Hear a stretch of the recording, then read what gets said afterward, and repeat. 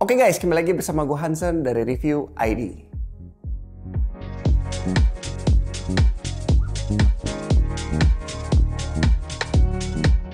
Kali ini kita balik lagi ke merek Mizuno ya. Jadi depan gue ini ada Mizuno DS79 ya, Zephyr DS79, sorry. Nah, jadi raket ini itu bukan raket yang high end dari Mizuno, tapi gue akan bahas dari spesifikasi, cara main gimana dengan raket ini. Yuk kita bahas. Oke, nah kita pertama-tama akan bahas tentang desainnya dulu. Kalau desain sih jujur li, gue kurang suka dengan warnanya, oranye, hitam, biasa ya. Mungkin kalau warnanya agak sedikit ditambahin warna yang lain mungkin akan lebih oke. Dan kalau desain sih jujur gue kurang suka. Tapi ya balik lagi itu kan ke preference orang-orang masing-masing beda-beda. Dan di sini tuh warnanya juga hitam, glossy hitamnya.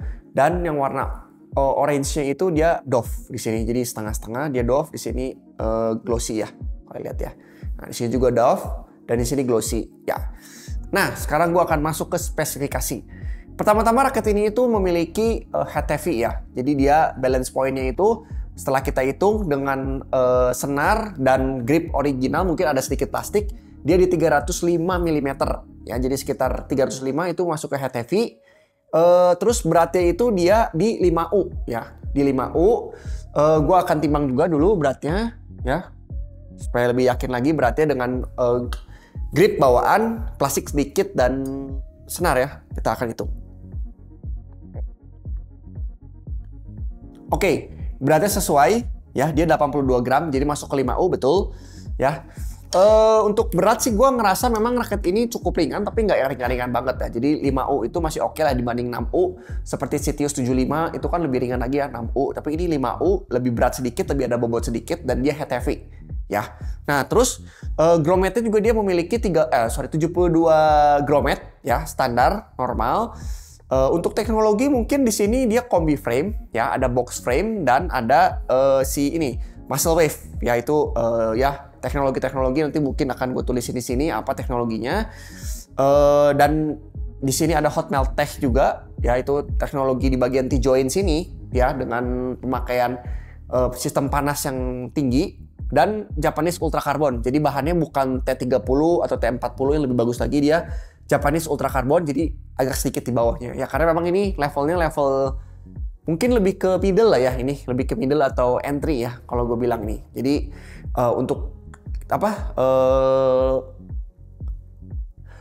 untuk level sih mungkin level yang gak terlalu tinggi ya. Nah untuk ditariknya tapi dia keren banget, dia ditarik jarang-jarang Mizuno bisa ditarik sampai 30 lbs guys.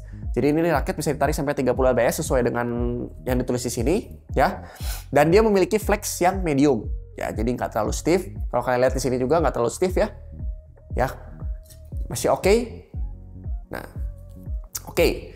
Kita akan bahas apa sih rasanya pakai raket ini di lapangan. Surprisingly, raket ini tuh menurut gua despite harganya nanti gua akan bahas di belakang.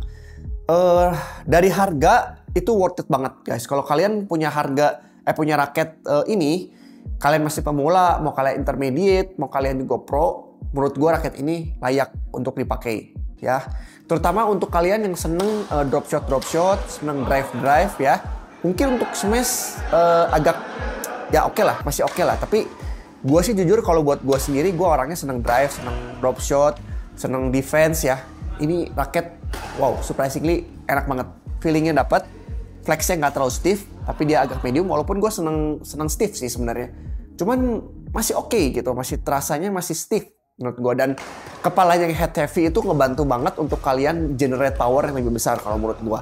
Jadi raket ini itu layak banget dibeli ya menurut gue. Kalau kalian mau coba-coba raket dari Mizuno, ini salah satu raket yang menurut gue oke lah dari Mizuno ya. The best enggak ya. Dibandingkan dengan Citius 775, kalau menurut gue ini slightly lebih ada power. Cuman dari kontrol mungkin enakan dari 75 kalau menurut gue. Tapi untuk power, untuk smash enakan ini. Karena mungkin ini 5U ya, ada power sedikit dan dia head heavy juga. Ya, walaupun sesuai dengan karakternya sih kayaknya ini kalau ini bukan untuk raket smash ya. Raketnya untuk raket kontrol dan defense. Tapi ya balik lagi ke kalian punya pengalaman lain kalian bisa tulis di kolom komentar. Tapi buat gue sendiri raket ini cukup all around Ya, jadi kalau kalian suka main belakang, suka main depan, ini masih bisa dua-duanya raketnya. Ya, itu sih mungkin untuk smash gue kasih nilai 7 dari 10 ya. Untuk defense mungkin gue kasih nilai 7,5 dari 10, dan untuk kontrol gue kasih nilai 8,5 dari 10 ya. Ini cukup enak menurut gue, dan berat 5U nya nggak terlalu kerasa guys. Kalau menurut gue ini lebih kayak 4U, walaupun setelah ditimbang kan tadi 82 gram ya, itu masuk ke 5U, tapi gue nggak berasa raket ini raket yang ringan dan tidak ada power. Tetap ada power, bisa generate power yang lumayan besar.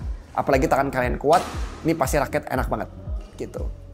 Nah, untuk harga raket ini itu hanya 850.000 saja.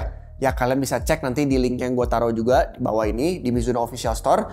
Dan dari Mizuno-nya juga lagi ada promo ya, kemarin gue baca. Jadi di tanggal 25 Agustus sampai 28 September 2024, kalian itu bisa menjadi top spender ya kalau kalian beli di Blibli ya. Jadi kalian akan bisa ikut di program Lucky Spender Blibli ya. Tanggalnya 25 Agustus sampai 28 September.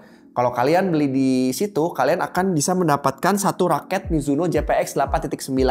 Ya, mungkin raketnya akan gue bahas di selanjutnya, raketnya 8.9 ini.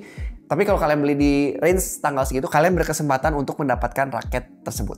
Mungkin sekian aja video kali ini. Buat kalian yang suka video ini, jangan lupa di like, subscribe, dan jangan lupa kita juga punya TikTok dan Instagram. Jangan lupa di follow guys. Oke, see you next time. Bye-bye.